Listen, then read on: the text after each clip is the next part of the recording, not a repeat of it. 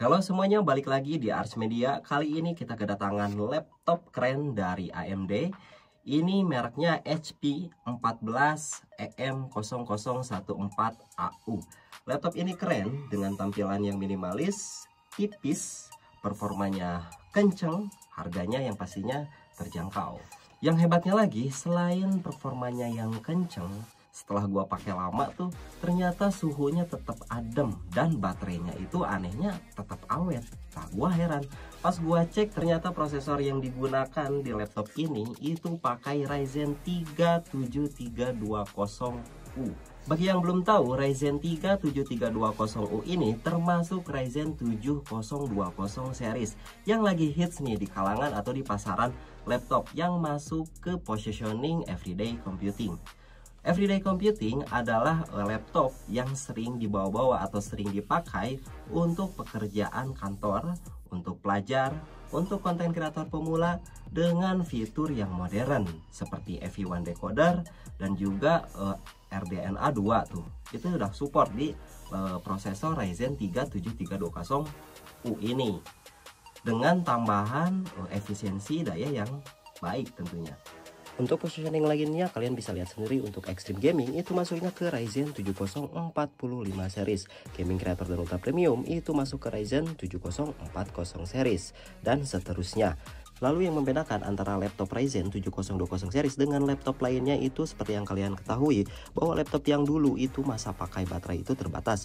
Performa tidak bisa diharapkan lagi seperti booting yang terlalu lama, tidak mendukung fitur baru dan keterbatasan grafis. Beda dengan Ryzen 70 series ini yang dimana nyala baterai itu lebih lama, performa lebih cepat untuk produktivitas dan multitasking, booting yang begitu cepat, dukungan platform terbaru mulai Wi-Fi 6E, Bluetooth 5.2, DDR5 dan FE1 decoder, dukungan kartu grafis Radeon 610M hingga support 4 display. Nah, kalian kalau misalkan nyari laptop AMD itu gak perlu pusing untuk cari speknya. Kalian tinggal fokus aja ke seri prosesornya. Dengan kalian fokus ke seri prosesornya, itu spek lainnya itu nanti akan mengikuti. Misalkan kalian ambil seri prosesornya yang kelas high tuh, pasti spesifikasi dari si laptopnya itu akan high juga. Jadi kalian tinggal fokus ke seri prosesornya. Kalau misalkan kalian bingung nih, gua kasih tahu untuk cara baca seri prosesornya. Untuk cara bacanya, laptop dengan prosesor Ryzen ini memiliki 5 digit angka yang perlu kalian ingat. Misalkan di sini ada Ryzen 3 7320U, berarti kalian hanya perlu perhatikan angka 7320 dan huruf U-nya.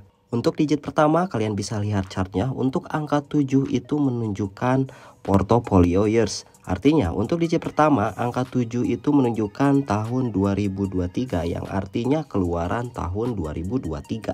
Lalu untuk digit kedua itu menunjukkan segmen. Nah, di sini kan angka keduanya itu adalah angka 3 yang artinya itu Ryzen 3. Kalau misalkan digit keduanya itu angka 1 berarti artinya itu Athlon Silver. Kalau misalkan angkanya 9 berarti itu Ryzen 9. Lalu untuk digit ketiganya itu adalah menunjukkan arsitektur, yang dimana untuk digit ketiganya itu angka 2 artinya itu adalah Zen 2.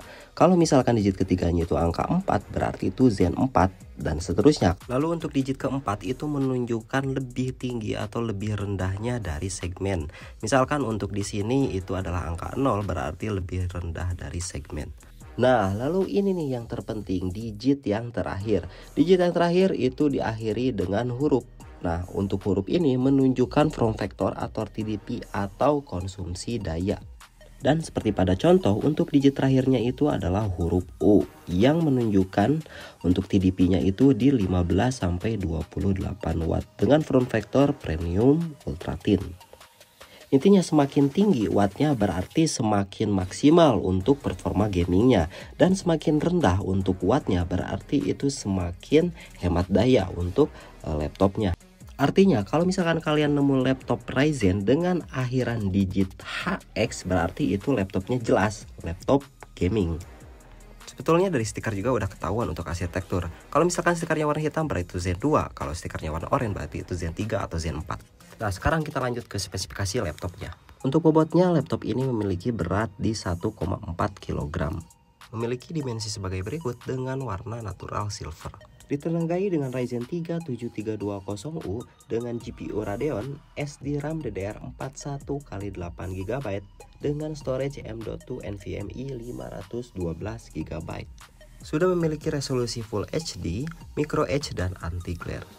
Selanjutnya di samping kiri ada satu port USB, satu port untuk HDMI, satu port USB Type-C dan satu port untuk earphone jack. Lalu di samping kanannya ada satu port USB dan satu port untuk kalian charge. Pada keyboardnya juga tersedia lampu backlight, jadi kalau misalkan kalian kerja di malam hari itu nggak usah khawatir. Internetannya kencang, sudah mendukung Wi-Fi 6 dan juga Bluetooth 5.3. Charge-nya cepat karena sudah mendukung fitur fast charging. Suaranya juga nggak kalah kerennya.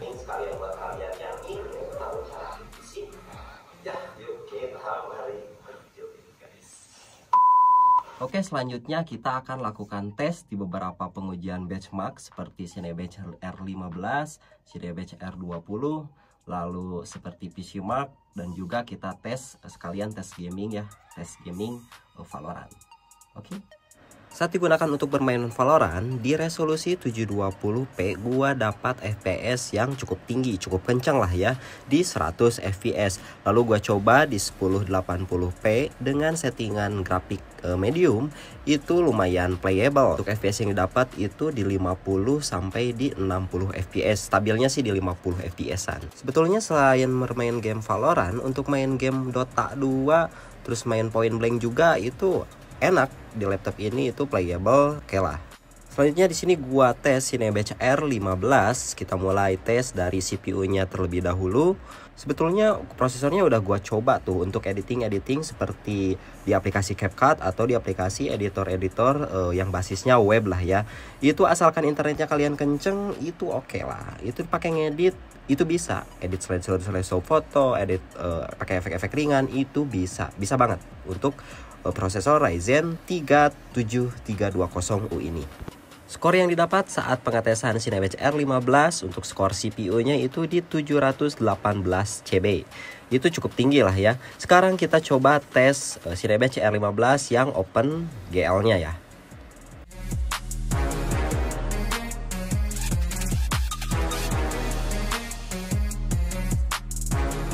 Untuk OpenGL-nya skor yang didapat itu di 56,76 fps. Selanjutnya kita coba Cinebench R20.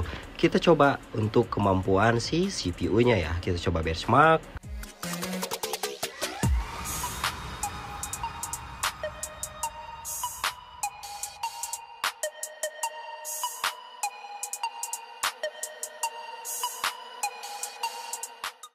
Skor yang didapat saat pengetesan Cinebench R20 itu untuk CPU-nya mendapatkan 1728 GTS. Oke, jadi kesimpulannya untuk laptop harga 6 jutaan, laptop ya bukan laptop. Untuk laptop harga 6 jutaan dengan fitur yang modern lalu efisiensi daya yang lebih baik, laptop ini itu worth it. Itu pilihan tepat lah. 6 jutaan, fitur modern, efisiensi lebih baik, pakai game oke, pakai meeting lama bisa, dipakai bawa-bawa itu gampang, tipis, oke lah, worth it. Kalau misalkan kalian minat, linknya gua cantumin di deskripsi. Oke, gitu aja dari gua. Jangan lupa subscribe, like kalau misalkan kalian suka. Kalau misalkan ada yang ditanyakan, silahkan isi di kolom komentar. Gua Anwar, sampai jumpa di lain video. Bye.